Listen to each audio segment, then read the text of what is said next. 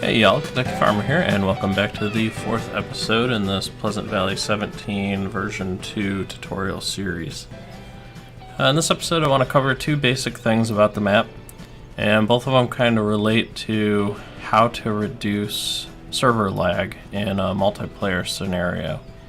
So this map is really geared towards being used in a multiplayer game, and when you have a lot of players on a map and you have a lot of equipment on the map, it doesn't take very long for you to start to run into issues with server lag.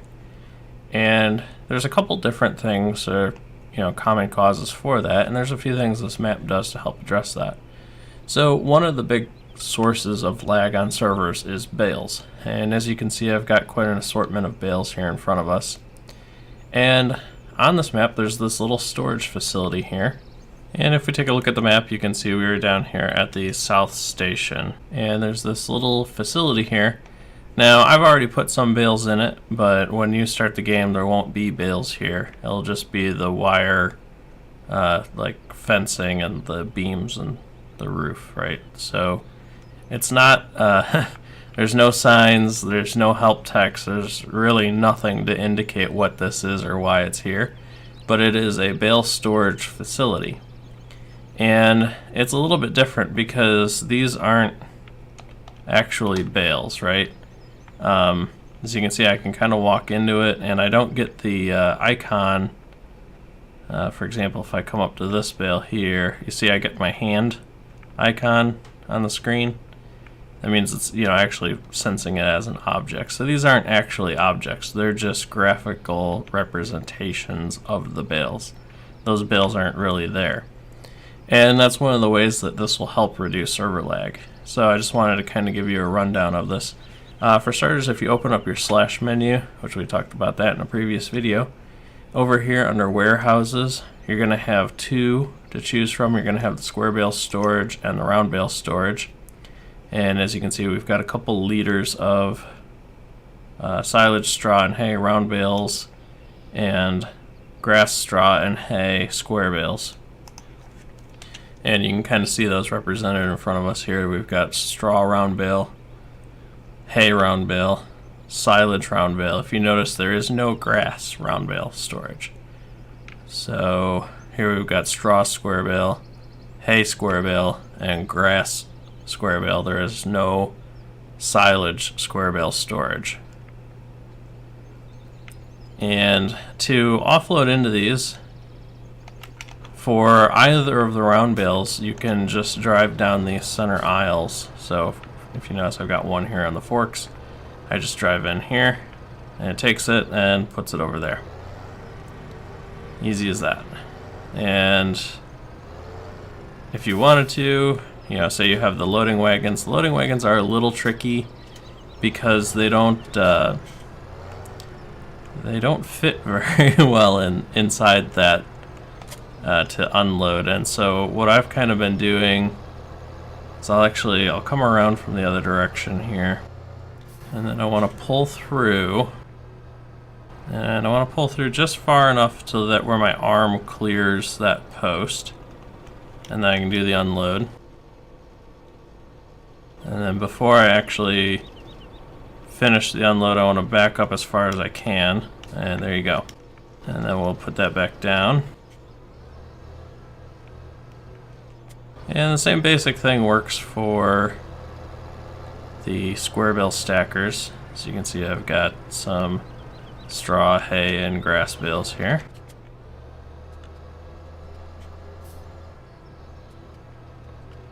So again, I want to pull through just far enough to where the arm clears.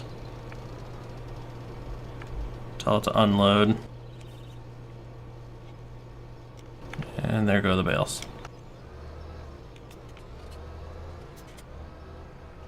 Alternatively, if you want, you can also use a Flegel auto-loading trailer like I've got here. And we'll just pull right down here into the aisle. And then I can tell this, we'll bring up our menu here. And we're just going to unload center, so then Y to unload. Kind of misses a couple, there we go. Alright, so here I've got a stack of hay bales that I'm ready to offload, and I'm fairly certain that one of those is actually a grass bale.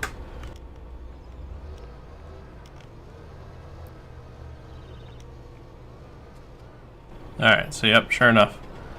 That one right there is a grass bale, so as you can see it's not accepting that. If we wrap it, it'll work fine. But it's not going to take that bale. Alright, so here we got a stack of hay bales, and we'll drop those in. Alright, now we've got a stack of grass bales, and they go in just like that. So now that we've got all of our bales loaded in here, let's talk a minute about why this matters. So when the game has to actually render in bales as objects, they're things that can be like interacted with, right? And so this object has like physics being computed with the ground and nearby objects, and if they're in a stack. You may or may not have heard that like one of the tips in this game is if you're going to use these auto stacks and you're going to make big stacks of bales, try not to set the stacks too close to each other. And that's because the stack itself is computing the physics of how everything's interacting with it, but then if you set it next to other stacks, then they can kind of interact with each other, and it becomes a little overwhelming for the game to try and figure all that out. And so in a multiplayer scenario, by loading it all in here, it basically becomes a number, right? The only thing that the computer has to know is that there's 102,000 liters of grass square bales. It doesn't have to know their position, which one's touching which one, things like that. And that's how it helps cut down on server lag. So then, once you have some stuff in here, say we want to take out some round bales, let's take out some of these straw bales. You'll notice if we hover over it here, it says load bale. So just click that button, and you see it will load out 2 bales here. And then you can come through with, say, a loading wagon. And now the loading wagon can pick up these 2 bales, just like that.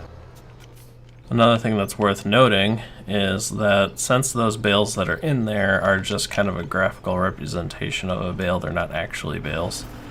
If we were to come in here next to this stack with an auto-loading trailer, and then set this to load, so it's not picking them up.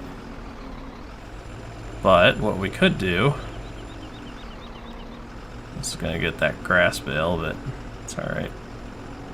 We'll come right around here. Like that. We're still in work position. And I can bring up my round bale menu, and I can load these.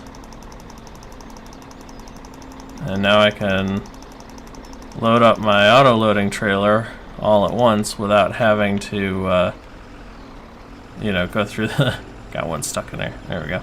Without having to go through the work of with those bale stackers of driving around picking up each one individually. And then if you didn't actually want them, you can always come back in here and say unload center. Ta-da! And now they're all back in the storage facility. So that is the basics of how you use the bale storage facility. The next thing I wanted to cover is these barns. These barns are not just for looks. These actually serve a purpose. And if you notice there, that said O to shut the gates. So they put the doors on here for a reason. So if you notice, we've got a crone, we've got a warrior, we've got a bale wrapper, we've got this Adele rake, baler, tedder, got the attachment there behind that mower, we've got this baler. So we've got all this equipment in here, and whenever you're in proximity of the equipment, the game has to draw in and render the equipment, which can consume graphic resources, and it also requires all this equipment to be synchronized with all the players who are in the multiplayer game. And so by using these barns, if we shut the door, and we'll shut it actually while we're standing inside the barn, all of our equipment's gone. So by putting the equipment in here and shutting the door, it actually despawns the equipment from the game.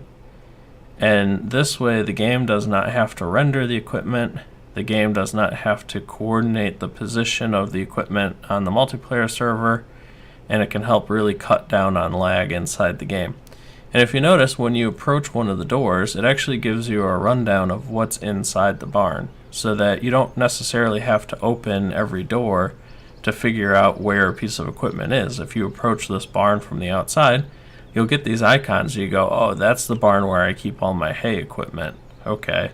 You know, and not have to like leave the doors open in order to know where everything is. And then all you do is approach the door, press O, doors open, and all your equipment comes back. The lights turn on.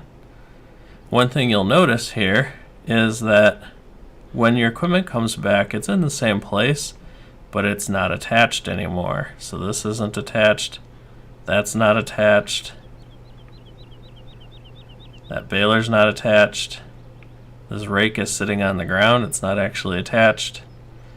It's almost like, you know, when you have the game customize a piece of equipment at the workshop, if you have a weight attached or something like that, when it comes back it'll be detached. Or, you know, when you buy something at the store, it plops it down, you know, and you have to then attach it. It's kind of the same principle. When it's despawned and it comes back, everything's going to be detached and you have to reattach it all. So those are two of the big things that can really help with reducing lag in multiplayer games. The other thing that helps, that is worth noting in case no one is aware of it, but logs.